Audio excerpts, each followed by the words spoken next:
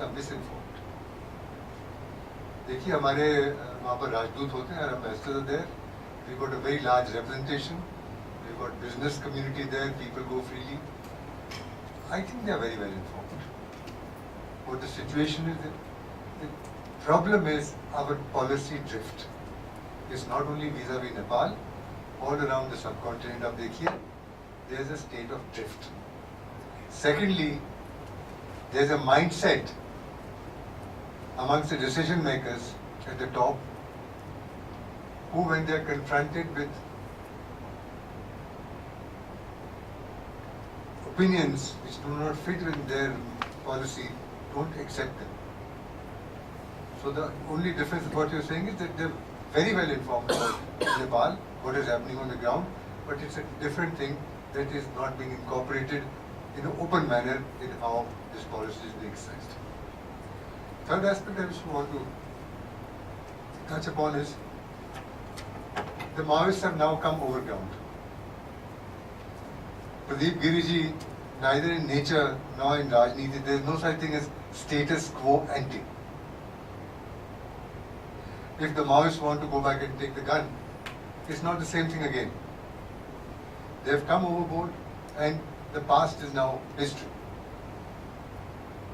Should they go back and exercise the same form of violence or agitation, it's going to be a different altogether. In Kathmandu, today, the situation is quite different from what it was even 3, 4, 5 years ago. There's a tremendous change that has come about amongst the people. And Maoist support that they had, I think, is slightly waning, at least in Kathmandu.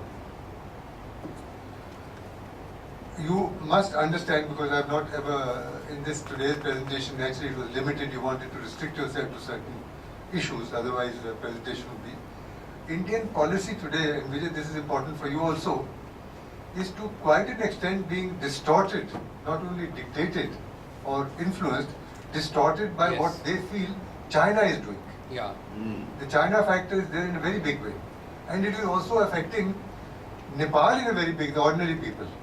For example, I'll give you, if you have time, I'll just give you a personal experience. I mean, what can the Nepalese, ordinary Nepalese people have in common with an ordinary Chinese? Customs, food, khana pina, whatever, zero. With India, it is total.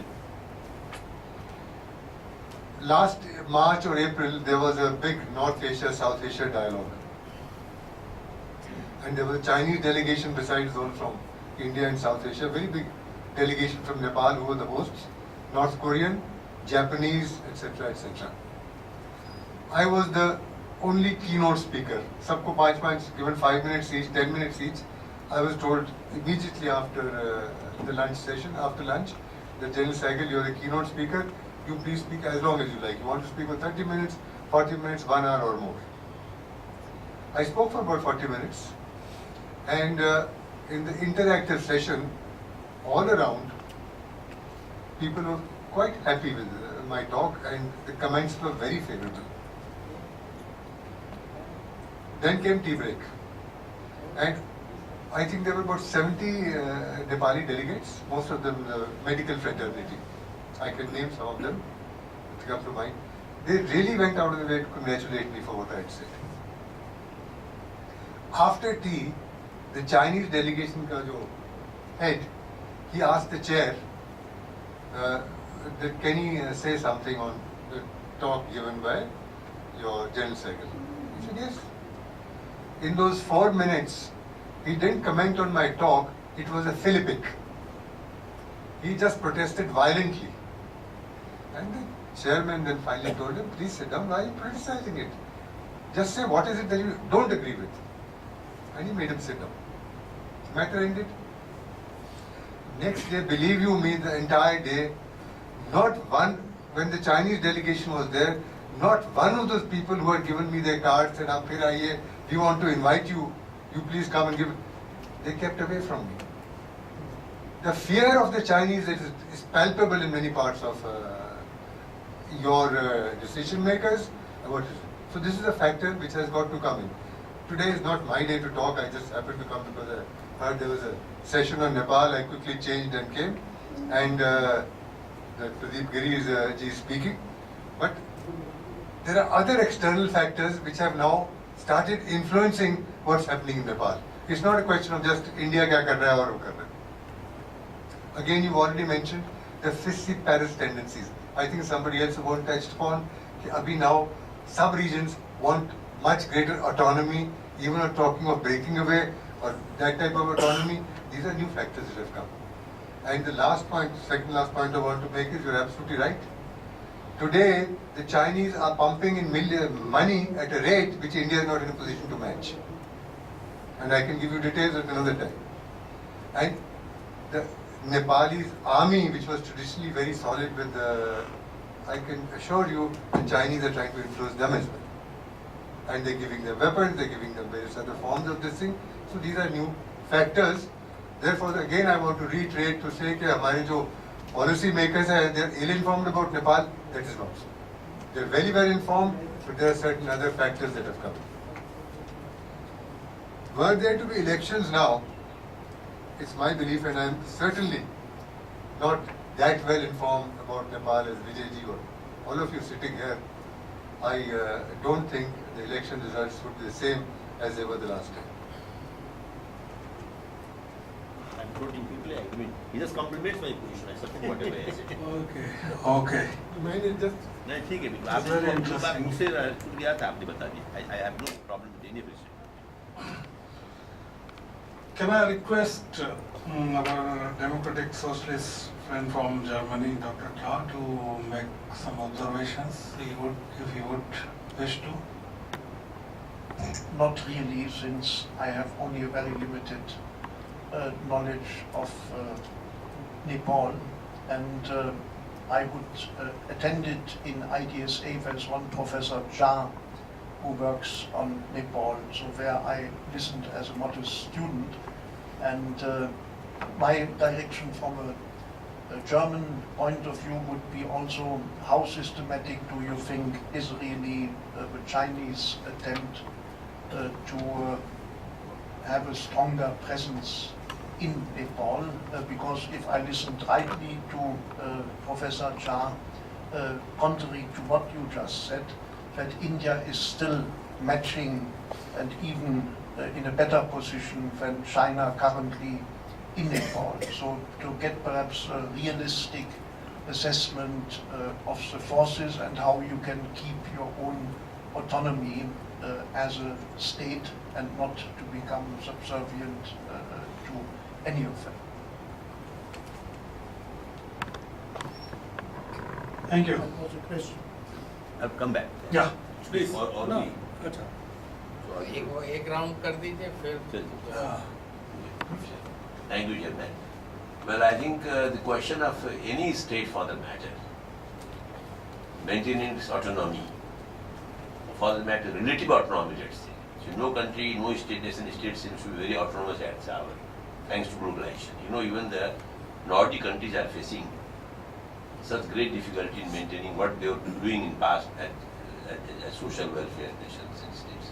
Nepal will have a great difficulty, but this point, which General Sehgal reminded me too, and you of course related to that, the growing influence of China in a way, vis-a-vis, let us say, what was traditionally Indian influence, due to very, very deep cultural, traditional, ethnic and geographical factors are being debated.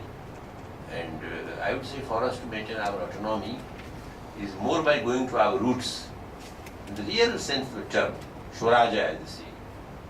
It is only through Swaraja, it is only through the more decentralized notion of empowerment of people we can have our autonomy, vis-a-vis either India, either China, or even the globalizing forces. That is again altogether different debate. Otherwise, role of money will be there. Whoever is richer will come to us. So this is not a discussion seminar for Swaraja, but I believe Swaraj in the finest sense of term, when our native wisdom will prevail upon us, when my personal wisdom, if I will prevail upon the other external forces, can alone secure and guarantee our, what you call, autonomy. Individual has to be autonomous, group of individuals have to be autonomous, and then only a country like Nepal can remain autonomous vis-a-vis China, vis-a-vis India, vis-a-vis world. Gandhi, my answer is to Gandhi, but we are not discussing Gandhi today. That is, thank you. Shravanji, Arvindji needs to leave, so if he has something. Yes, Arvindji, please. We have not welcomed him also. Yes, He is also we welcome Arvindji. I mean, बोल के भागना बहुत गड़बड़ है। a Nepal lover and a socialist and a good, reputed journalist of Delhi. बोल के भागना गड़बड़ है, तब भी मुझे दो थोड़ा प्रदीप जी के होने से है दो बातों का। एक तो नेपाल से रिश्ते हमारे बहुत हैं, हम सब लोग बॉर्डर के हैं, हमारे रिश्ते बहुत हैं। पूरे रिश्ते से जो भी नेपाल के बारे में आप बोल रहे हैं उसकी लगभग वही राय है, लेकिन एक काफ़ी सारा गुस्सा माओवादी जमात से है, खासतौर से तराई के जो लोग मधेसी कहिए।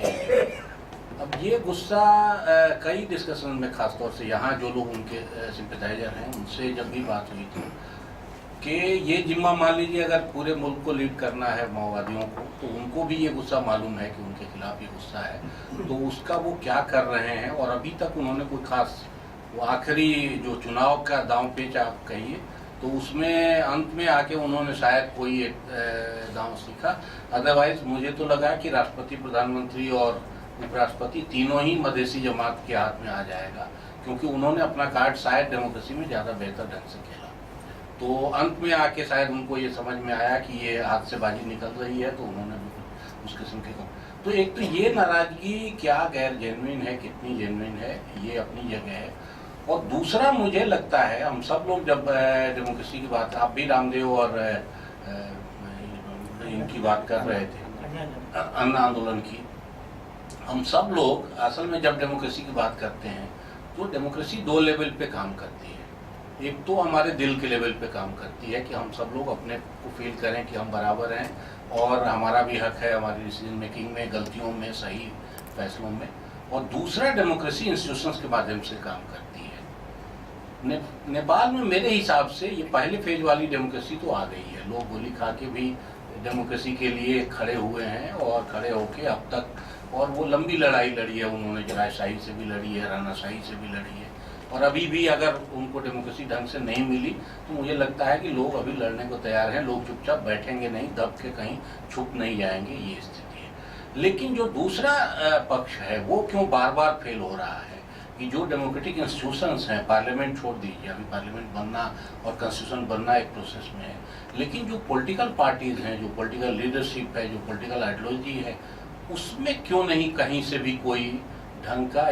आपने कहा कि पटेल और नेहरू यहाँ होते तो शायद विवाद बढ़ता, लेकिन हमारी लीडरशिप ने, जो नेशनल मूवमेंट की लीडरशिप थी, उसने यहाँ तक चीज़ें ला देने में कि इंस्टीट्यूशन सारे फॉर्म करें और बहुत ढंग के फॉर्म करें। आज भी हमारे चुनाव आयोग जैसा शायद कहीं दुनिया में इतना ताकतवर चुनाव आयोग नहीं है।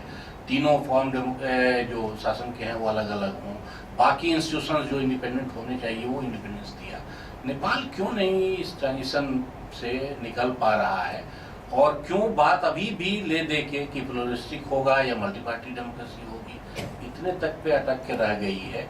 और इतने कमजोर अगर मैं कहूँगा कि पॉलिटिकल लीडरशिप है, तो ये कैसे पॉसिबल हुआ कि रानाशाही और राजशाही को लोगों ने पछाड़ दिया, क्योंकि लीडरशिप तो यही रही है उस दौर से लेके अभी तक।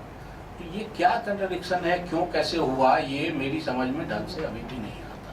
ये अगर यही प्रचंड लीड उस मूवमेंट को कर रहे थे तो फिर शासन में आके कॉन्स्टिट्यूशन बनाने के वक्त क्यों इस तरह से और फेलियर इस लेवल के हैं कि जो शर्मनाक है सचमुच इस मूवमेंट, कि बेटे को कुछ पैसा दे दो, किसको कहाँ पढ़ा दो, कि कौन गाड़ी रखो, कौन सिगरेट पियो, इस किस्म के किस्से सुन के कि इतना बड़ा लीडरशिप इतने बड़े मूवमेंट को से निकल के जो आता है वो इतनी छोटी बातों में कैसे उलझ जाता है। यही दो मेरे छोटे। Will you be kind enough to give gist of the questions when answering? Gist of the questions when you answer in English. English? हाँ. You Hanika. सब हम ही अकेले बोल रहे हैं, हमको बुरा लग रहा है। No, no, no. You are the key resource person. The only That's all other right. person then Just give a gist Well, of his question. you have to save Pradeep all right, Technology. Arvind ji, Mr. Chairman, Arvind ji has again, I would say, made a very, very fundamental kind of query. And it's, I mean, not to say, involves a very serious philosophical and ideological question. He has been asking me why the leadership of Nepal, which otherwise is very good in defeating the old rulers, failed to create a consensual or acceptable to all kind of political system on the morrow of the defeat of the previous regime. And then he of course talked very highly of Patel and Nehruji, which was of course right. My reference was in a very limited context about the inevitable fight between the winners after the morrow of revolution. He could also remember probably USA. In USA, the constitution that was drafted so many decades back, more than 20 years back, is still functioning. Yes, I think this will underline a very, very fundamental fact in Nepal today. In USA, all the founding fathers of that system, all the authors of that constitution, partook of the same ideology, sir. All of them believed in is a form of liberal democracy. Even in India, Patel, Nehru, in spite of their personal differences, even Ambedkar subscribed to liberal democracy with a tinge of Gandhism in that case.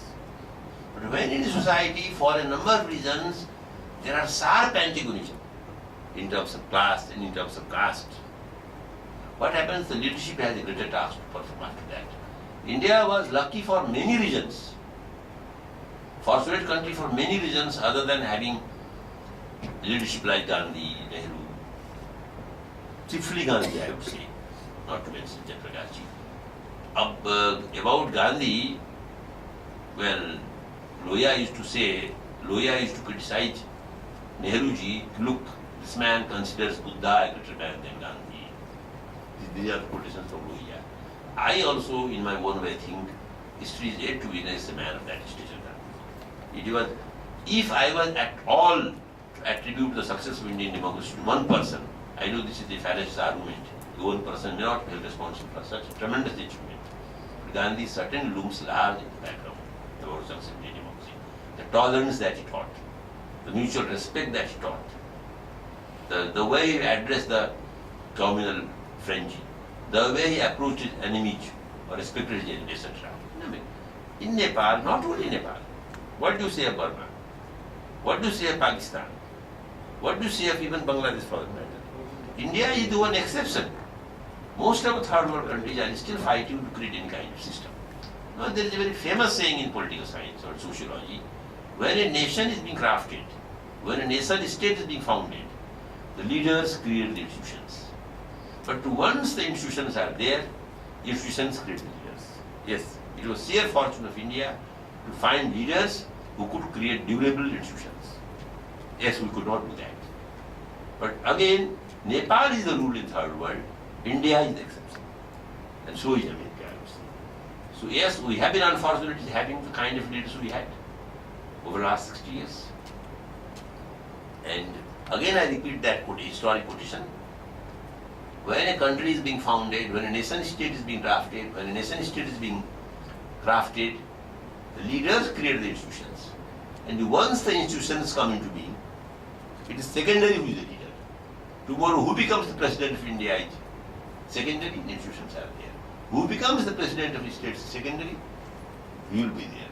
Whether it is a Reagan or a Clinton, even that president was dozing off most of the time, Ronald Reagan.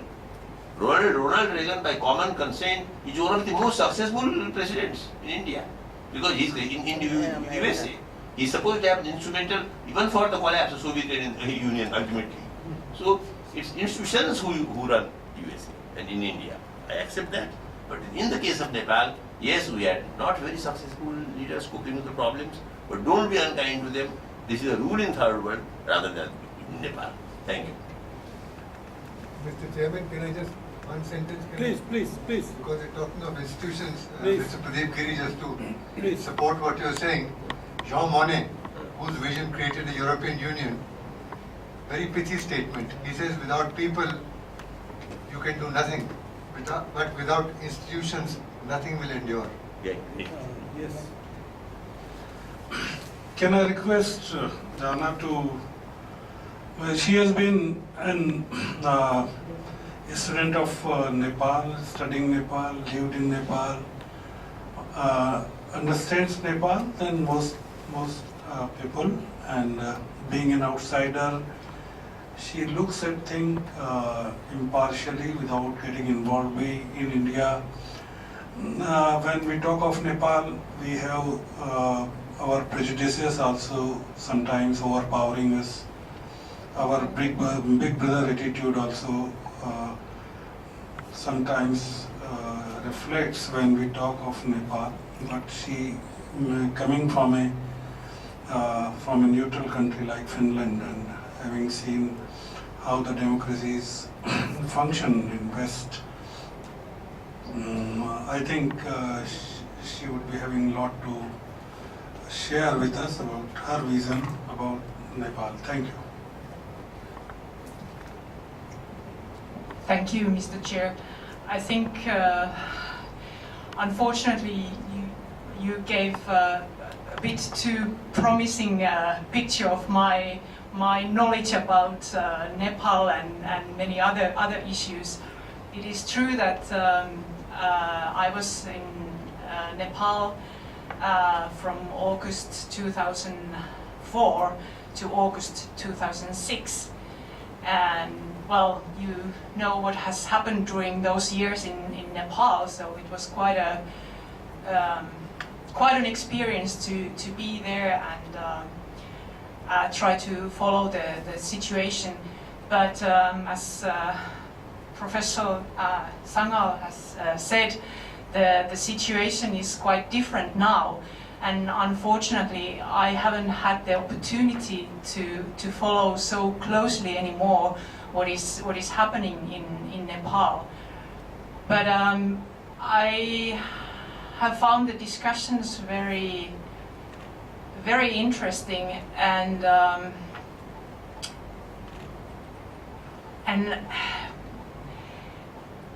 maybe I have just questions and in my mind which you have already here raised. I have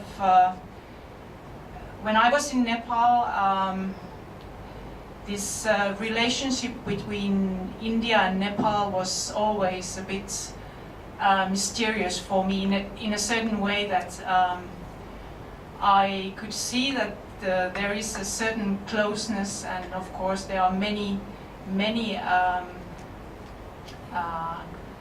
similarities, but there are also many differences, and it was hard to see or understand sometimes that when there is this interaction between Nepalese and Indians, that where it will lead to, and is it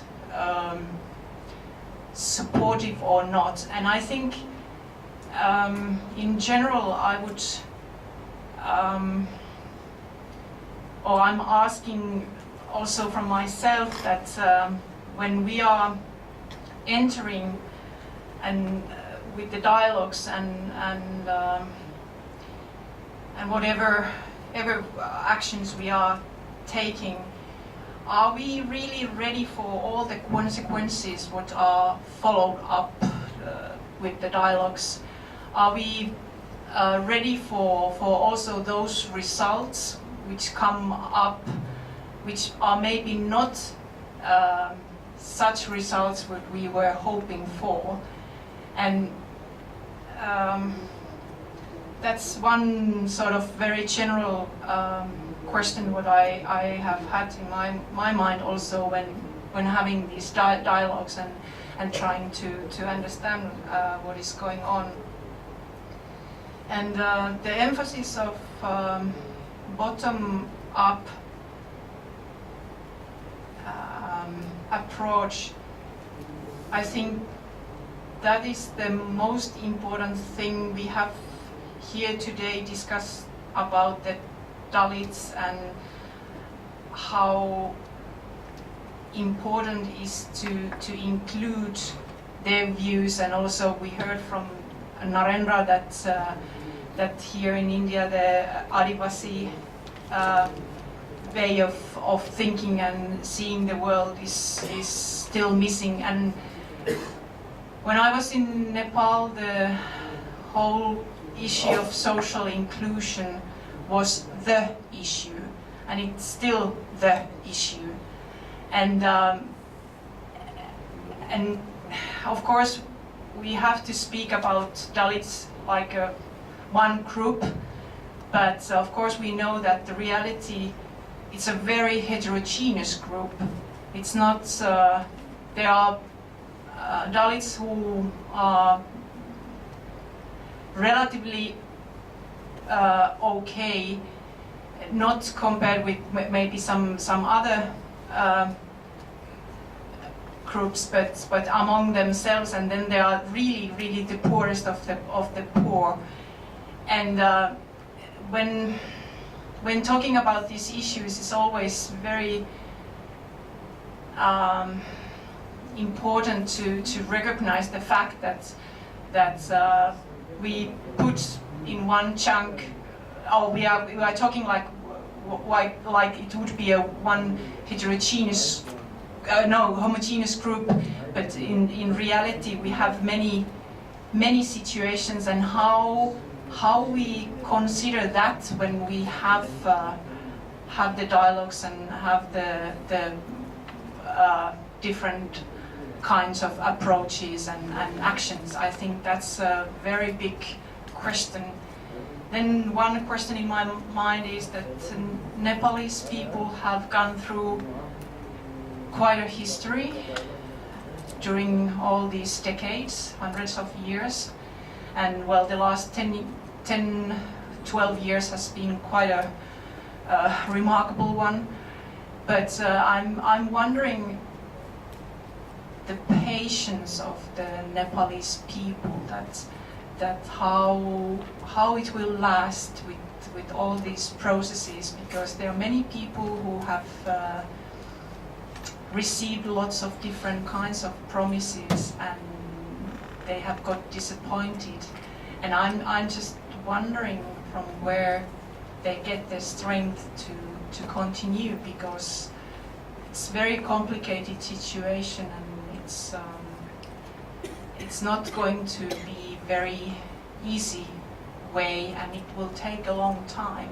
So I'm just wondering that's how the ordinary Nepalese will sustain the process, and what will come out during that. I'm sorry, these are just very fragmented thoughts what I have been thinking now here, listening to you, and I'm not sure if I made any how would I say, meaningful contribution to the discussion.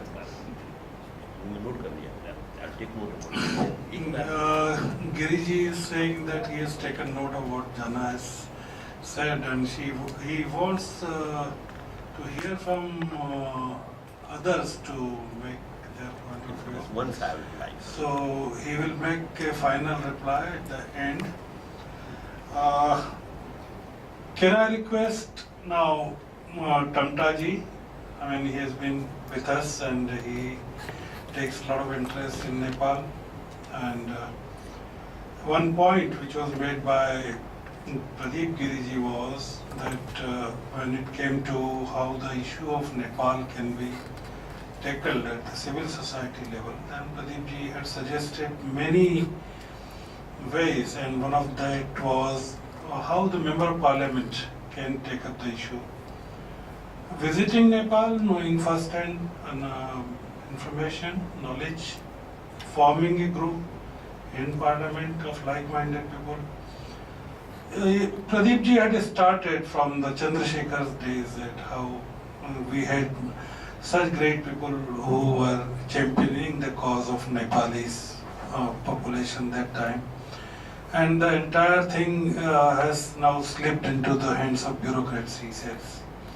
That the real political application and emotional application on behalf of political leadership is missing now when it comes to Nepal.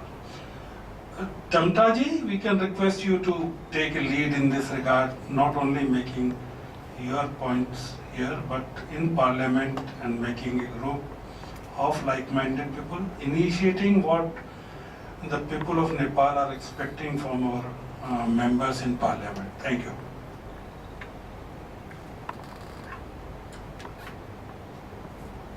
Vijay ji, सबसे पहले तो मैं प्रदीप जी का बहुत बहुत स्वागत करता हूँ अपनी ओर से, अपने देश की ओर से। और मुझे थोड़ा सा दुख है कि मैं उनकी बात को पूरी तरह से सुन नहीं पाया, क्योंकि मुझे थोड़ा कुछ अपने अन्य पॉलिटिकल एंगेजमेंट में जाना था। मैं लास्ट मैं पहुंचा जब वो एक तरह से अपने व्यू पॉइंट्स को फिनिशिंग कंक्लूड कर रहे थे, लेकिन उससे भी मुझे उनके बारे में और पूरे नेपाल के जो मूवमेंट चले उसके बारे में सोचने का मौका भी मिला।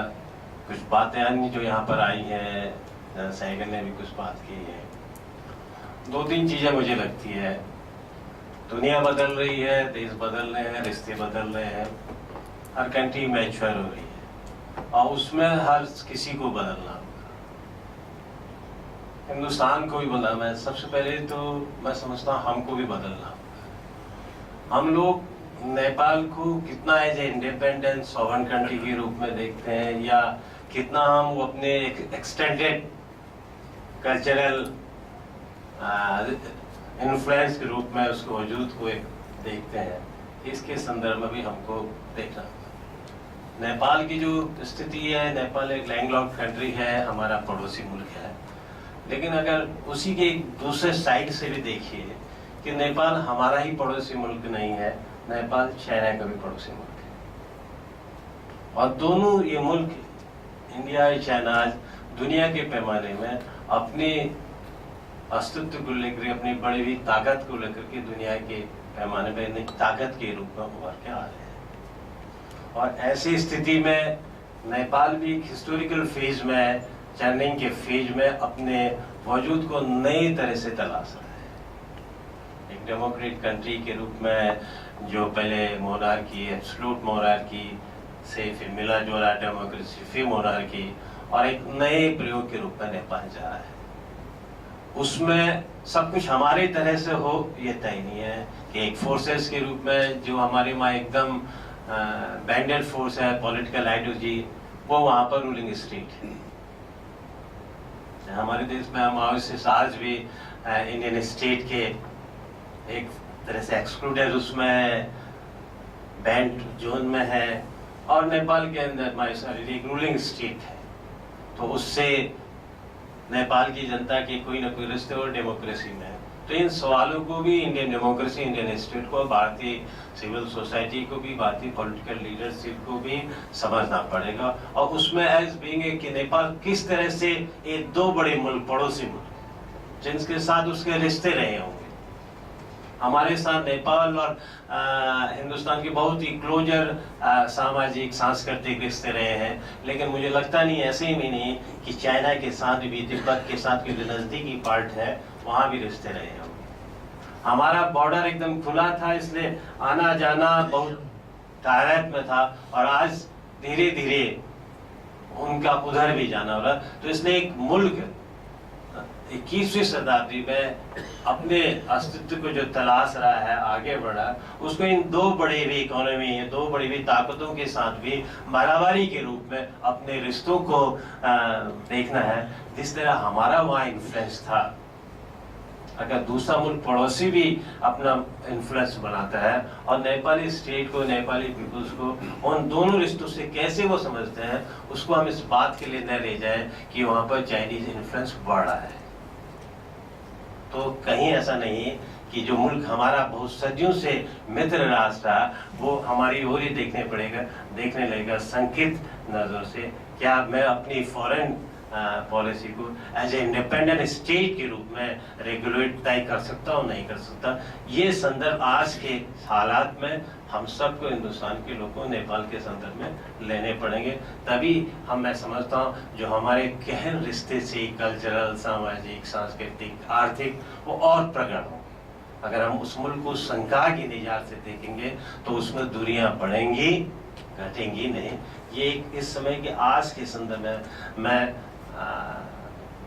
हमारे इंडियन पूरी स्टेट को, चाहे पॉलिटिशियन हो, ब्यूरोक्रेट्स हो, सिविल सोसाइटी हो, इकोनॉमिक गेंस हो, कॉर्पोरेट हाउसेस हो, उन सबको इन संदर्भों में हमको देखना पड़ेगा। हमको ये भी देखना पड़ेगा कि इंडियन स्टेट को कि किस तरह से नेपाल के इंफ्रास्ट्रक्चर के अन्य डेवलपमेंट्स में दूसरे मुल्क के लोग आ रहे हैं और हम क्या वहाँ पर हम उनको कितना दे पा रहे हैं। मैंने शुरू से आपसे कहा था कि मेरा रिश्ता बिल्कुल बॉर्डर पर है, जहाँ पर कभी कभी तो ऐसा है कि एक परिवार हिंदुस्तान में है और एक परिवार का सदस्य नेपाल में। हम दो अलग अलग मुल्क हैं, लेकिन वो दो एक फैमिली, ज्वाइंट फैमिली। नारायण स्वामी आश्रम का टेम्पल अभी नेपाल में पड़ा वो विवाद है, मंदिर का कौन पुजारी रहेगा। मेरे क्षेत्र में नारायण स्वामी जी का बहुत बड़ा मंदिर है और वहाँ के पुजारी आज भी ट्रेडिशनली ये तय कि वो नेपाल मुल्क से ही है, वो हिंदुस्तानी नहीं है। तो ये कुछ इस तरह की चीजें हैं। वहां पर मैं देख रहा हूँ कि रोड बन रही है, सामने इंफ्रास्ट्रक्चर, और एक तरफ हमारी रोडें भी बन रही है। हमको चाइना की ओर के थ्रेट परसेप्शन के हिसाब से हम खुद करें कि हमारी तैयारी उतनी नहीं है, लेकिन पार सामने जो नेपाल है, जो अभी भी बहुत वेस्टर्न, जैसे अभी सुबह के डिस्कशन में आया था कि वेस्टर्न जो नेपाल का हिस्सा है, मेन नेपाल और काठमांडू से बहुत दूर है, विकास की क्रम आप थोड़ी देर में पहुँचते हैं। वहाँ में पिछले 6 महीने से देखा कि सड़क बड़ी तेजी गति से बढ़ रही है और मालूम चला कि उस सड़क के निर्माण में जापानी या चाइनीज गवर्नमेंट है उनको आर्थिक रूप से सहयोग दे रही है। तो इसमें इंडियन स्टेट्स को भी देखना पड़ेगा।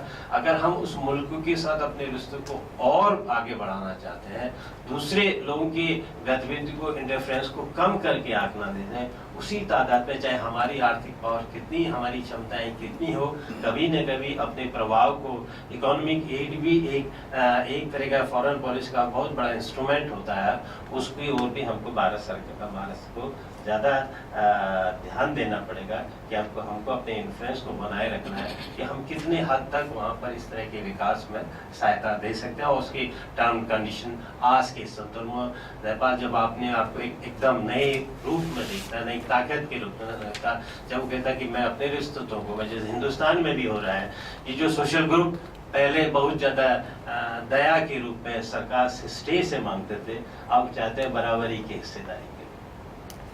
हम सब इंडियन सोसाइटी की पार्ट है, हम ऑल आर इक्वल, तो हमारी बार्गेनिंग क्षमता भी अब इक्वल बार्गेनिंग होनी चाहिए। उससे नेपाल के अंदर भी ये कहीं ना कहीं एहसास है, अब भारत जो भी हमको सहायता करे वो एक इक्वल पार्टनरशिप के इस संदर्भ में भी हमको एक देखना चाहिए। तो ये मुझे लगता है कि आज के संदर्भ में एक हिस्टोरिकल टेक्स्ट में कि भारत को भी नेपाल के साथ हमारी उनसे कुछ अपेक्षाएं हो सकती है, लेकिन हमको भी अपने दृष्टिकोण में, माइंड सेट में कुछ बदलाव लाना पड़ेगा, तब जाकर के हमारे रिश्तों में और प्रखरता और मजबूती है। एक तो मैं ये बात, दूसरा मेरा तो एक लिमिटेड उसमें मैं आया था कि नेपाल और भारत की पॉलिटिकल रिश्ते के रूप में, डेमोक्रेसी के रूप में वो पुराने ही संबंध है नेपाली कांग्रेस के साथ, हमारे देश के कांग्रेस के और स्पेशली सोशलिस्ट लीडर के बहुत ही अंतरंग संबंध रहे और उसकी वजह से हमारे नेपाल के डेमोक्रेटिक मूवमेंट में हम लोगों ने बहुत ज़्यादा हिंदुस्तान के लोगों की हमदर्दी भी रही है। लेकिन एक दौर में मैं देखता हूँ एक जो वर्ग है जो हिंदुस्तान का भी सबसे ज़्यादा विक्टिमाइज ग्रुप है, सबसे ज़्यादा जिसको हम डिप्रेस्ड क्लास या आज के कॉन्स्टिट्यूशनल लैंग्वेज में शेड्यूल कास्ट के लोग कहते हैं, उसकी और नेपाल के जो शेड्यूल कास्ट की पोजीशन में मैं कहीं बहुत ज़्यादा ये सवाल किसी भी संदर्भ में खड़े नहीं हो पाए। मैं भी देख रहा था कि जब नेपाल का एक कॉन्स्टिट्यूशन बन रहा, अभी तो मुझे भी, मैंने बहुत से मित्रों से भी कहा था कि जो नेपाल में इस समय कॉन्स्टिट्यूशन 1-2 साल से बन रहा है वो किस तरह की स्टेज है, कोई लिटरली कोई बहुत ज़्यादा लिटरेचर यहाँ हमारे पास भी नहीं आया। लेकिन लिमिटेड रूप से मुझे एक बार आना भी था, पिछले साल लास्ट ईयर मौका भी मिला था जब आप लोगों की कॉन्स्टिट्यूशन असेंबली भी चल रही थी और दलित कि नेपाल के दलितों की क्या राइट्स होने चाहिए, तो वहाँ की उस मेंबर्स पार्लियामेंट ने कुछ एक मीटिंग भी रखी थी और बड़ी इच्छा भी थी काठमांडू में जाऊँ, मैं टिकट भी बुक हो चुका था। लेकिन यहाँ उस समय हमारे वहाँ बजट सेशन था और हमारे वहाँ की जो पॉलिटिकल सिचुएशन में एक भी मेंबर पार्लियामेंट का बाहर जाना संभव नहीं था। मैंने रिक्वेस्ट भी मांगी थी अपने पार्लियामेंट्री अफेयर्स मिनिस्टर, उन्होंने कहा प्रदीप इस समय तुमको छुट्टी नहीं दे सकते क्योंकि इस समय हमारी पोजीशन थोड़ा डेलिकेट है, कभी भी कुछ हो सकता, हुआ कुछ नहीं है लेकिन हो सकता है, इसलिए तो ये जो सवाल है उसके संदर्भ में नेपाल के अब वहाँ किस नाम से हम उस पूरे ग्रुप को आइडेंटिफाई करें, क्योंकि हमारे वहाँ तो एज सच हमने बैकवर्ड क्लास को जो फॉर्मर अनटचेबल उनको शेड्यूल कास्ट के सांचे में डाल के रखे हैं। नेपाल में उस ग्रुप को आप किस रूप में देख रहे हैं, क्या पॉलिटिकल राइट्स दे रहे हैं, क्या सिविल राइट्स दे रहे हैं, क्या कॉन्स्टिट्यूशन में उनकी भागीदारी को किस तरह से सुनिश्चित कर रहे हैं। आपका हिंदुस्तान का उदाहरण एक इस समय आपके लिए फ्रूटफुल था। मैं ये नहीं कहता कि जो हिंदुस्तान में शेड्यूल कास्ट को जो कॉन्स्टिट्यूशनल जो प्रोटेक्शन मिले हैं वो अपने आप में परफेक्ट है, 100% परफेक्ट है, लेकिन ये इतने हैं कि 60-62 साल के लगातार प्रैक्टिस के बाद जो प्रगति हुई है उसमें बहुत कुछ वो आपके लिए एक बहुत फायदेमंद बहुत एक उदाहरण हो सकता है। आप उससे आगे भी बढ़ सकते हैं, वो कल को हमारे भी काम आ सकते हैं। लेकिन वो उदाहरण है कि किस तरह से कॉन्स्टिट्यूशनल डेमोक्रेसी में जो आपने कहा भी था कि एक समय लीडर इंस्टीट्यूशन बनाते हैं और बाद में इंस्टीट्यूशन लीडर को पैदा करता है। हम सेकेंड स्टेज में हैं, आप फर्स्ट स्टेज में हैं। लेकिन हमारे साथ एक बड़ा फायदा ये था इंडिया के साथ कि जिस समय इस लड़ाई को लड़ रहे थे उस समय हमारा इंस्टीट्यूशनल फ्रेमवर्क हमारे पास था। हमारे पास ब्रिटिश जो कॉलोनियल सिस्टम था, दुनिया में अगर आप देखें ब्रिटिश कॉलोनियल सिस्टम और दूसरे सिस्टम में, ब्रिटिश कॉलोनियल सिस्टम ने चाहे यहाँ को एक्सप्लॉइट भी किया लेकिन यहाँ पर इंस्टीट्यूशन का डेवलपमेंट भी किया और उसमें बहुत बड़े लीडर्स गांधी जी के नेतृत्व में, डॉक्टर अम्बेडकर के रूप में, जिनका कॉन्स्टिट्यूशनल मेथड्स पर बहुत ज़्यादा विश्वास भी था। इवन डॉक्टर अम्बेडकर ने कभी कभी गांधी जी के सत्याग्रह को ये भी कहते हुए क्रिटिसाइज भी किया था कि आने वाले समय में जब हिंदुस्तान आज़ाद होगा ये आपके प्रैक्टिस हम सब के लिए एक बहुत बड़े बाधक भी बन सकते हैं। कभी कभी आज सब लोग गांधी का प्रिंसिपल से, गांधी के सिद्धांतों से जिनका कोई लेना भी नहीं है, उन्होंने गांधी जी के फासलों को वो सब गांधीयन हो जाते हैं। तो ये हमारे सामने एक बहुत बड़ा लाभ था और एक लंबा ऑर्गेनाइजेशन, चाहे हम किसी भी उस समय के सेंट्रल लेफ्ट राइट विचार हैं, वो कांग्रेस के अम्ब्रेला के अंदर, गांधी जी के लीडरशिप के अंदर सब चल रहे थे। नेपाल में पिछले 50 सालों में वहाँ पर डेमोक्रेसी का स्ट्रगल बहुत अलग अलग पड़ावों के साथ गया और जो लास्ट पड़ाव में गया जब माओइस्ट थे उनका तो डेमोक्रेसी के जो बेसिक प्रिंसिपल पर उस पर विश्वास भी नहीं था। तो एक तरफ वो ताकत थे, एक तरफ नेपाली कांग्रेस के नेतृत्व में जिनका पॉलिटिकल डेमोक्रेसी में विश्वास था। इन सब का जो समागम हुआ है उसकी वजह से थोड़ी दिक्कतें आएंगी अमेरिका से। नेपाल की जनता को हम सबको भरोसा करना चाहिए, they will resolve their question, वो अपने आप इनका अच्छी ढंग से सॉल्व करेंगे। लेकिन कुछ सवाल है जो हमारे वहाँ के अनुभवों से नेपाल को लाभ मिले, जो हमारी पॉलिटिकल इंस्टीट्यूशन है, हमारे वहाँ की स्टेट फॉर्मेशन है, हमारे वहाँ के सेंटर स्टेट के रिलेशन है, हमारे वहाँ जो सोशली जो डिप्रेस क्लास है उनके जो कॉन्स्टिट्यूशनल प्रोटेक्शन है, ये सारे सवाल नेपाल के सामने एक उदाहरण के रूप में पेश आ सकते हैं। उनका आप लाभ भी ले सकते हैं और जो उनके नेगेटिव अनुभव का उससे आप आगे भी बढ़ सकते हैं। लेकिन ये हम सबको एक दूसरे के साथ इस समय बैठ, दूसरा लार्जर इंटरेस्ट है डेमोक्रेटिक इंस्टीट्यूशन बन भी जाएगी, डेमोक्रेसी बन भी जाएगी, लेकिन डेमोक्रेसी इंस्टीट्यूशन भी इस पे हथियार है। लेकिन असल में जो उनको कल को उनको चलाएंगे, आज जो नेपाल है और आज जो हिंदुस्तान है उसमें कभी कभी लोगों को लग रहा है कि डेमोक्रेटिक इंस्टीट्यूशन, पीपल्स पावर क्या वास्तव में लोगों के हाथों में है या नहीं। कभी कभी मैं जैसे स्टेट से हूँ, हिमालयन स्टेट से, उत्तराखंड से हूँ, वहाँ की तमाम जो नेचुरल रिसोर्सेज हैं और उसी तरह नेपाल, क्योंकि मैं देखता हूँ बहुत से जो लोग आपके वहाँ सक्रिय हैं वो हमारे वहाँ भी सक्रिय हैं। जिस तरह की आपकी पोजीशन है उसी तरह की पोजीशन हमारे वहाँ की है। उन सारी जो नेचुरल रिसोर्सेज है, उन रिसोर्सों के को किस ढंग से एक्सप्लॉइट करना चाहते हैं, वो पीपल्स के इंटरेस्ट में है वो, या हिंदुस्तानी नेपाली जनता के इंटरेस्ट में है, या किसी अन्य के जो जिनको हम बहुत ही आज की साधारण भाषा में कहते हैं कॉर्पोरेट हाउसेस, या दूसरे एक्सटीरियर जो जिनका डेमोक्रेसी या पीपल्स उनसे कोई मतलब नहीं है, उनके इंटरेस्ट में। तो इसको भी आज नेपाल में भी बड़ा एक सवाल है कि विशेषकर जितनी नेपाल की नदी है उसका भारत की पार्लियामेंट में भी हम देखते रहते हैं, डैम हम यहाँ बनाए या वहाँ बनाए, आपको फायदा हो या हमको फायदा हो, ये एक सवाल है। बहुत से सवाल हैं, इन सवालों में भी आज के दौर में नेपाल के साथियों को और हम हिंदुस्तान के साथियों को बैठ करके एक दूसरे के साथ अपने अपने अनुभवों को शेयर करने की जरूरत है। तब रियली में कल्चरली हम दोनों एक ही हिस्से के भाग हैं, दो अलग अलग हम कंट्रीज हैं, लेकिन आपके बीच में हमारे बीच में जो दुनिया के सबसे बड़े डेमोक्रेट हैं वो हम सब के बीच में गौतम बुद्ध आपकी कॉमन और हमारी पूरी दुनिया की कॉमन धरोहर है, जिन्होंने युद्ध के खिलाफ भी सबसे बड़ा वो अपना रास्ता जाए कि किसी भी उसकी प्रॉब्लम की समाधान वार से नहीं हो सकता। तो इसलिए ऐसी जो मिली जुली संस्कृति के मूल है वो आपके धरोहर भी है, हमारे धरोहर में कॉमन है।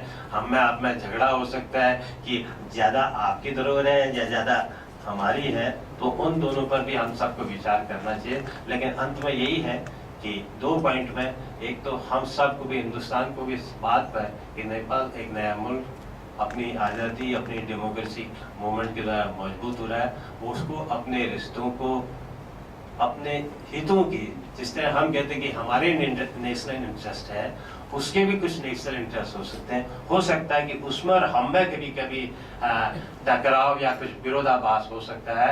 हमको उसके नेशनल इंटरेस्ट में ये समझना चाहिए। हम दोनों पड़ोसी हैं, दोनों पड़ोस में कभी कभी परसेप्शन अलग अलग भी हो सकते हैं, लेकिन हम दोनों पड़ोसी हैं। इसको हमको एक दूसरे के साथ को शेयर करना चाहिए। ये जब तक हम नहीं सोच पाएंगे, मैं समझता हूँ कि हम बहुत आगे जो अपनी मित्रता है इसको प्रगाढ़ता को और मजबूत है।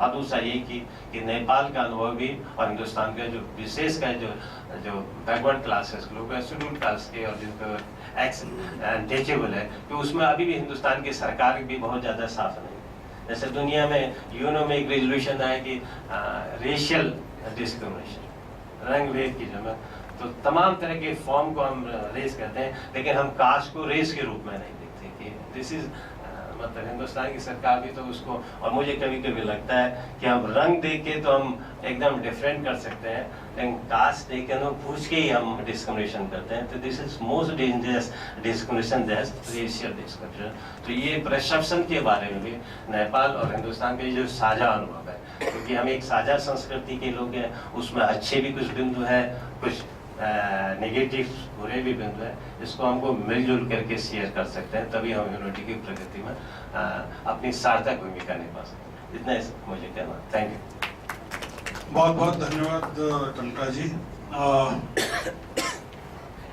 Before I request anybody else and ask Pradeep Giri ji to sum up the whole thing, may I request Bharti ji to make some comments. She has been a quiet listener to everything which is happening, and she has been an active participant to the struggle which is going on in Nepal today. She has been in UNIFEM, and she has been an active worker of Nepali Congress. Nepali government, yes. So Nepali Congress. Nepali Congress also, yes. Yeah, So I request her to make her observations. Thank you very much, Chair, for giving me this opportunity. Yes, definitely the discussions have been very interesting, and while the ideological battle in constitution writing about two becoming one and one becoming two rages on,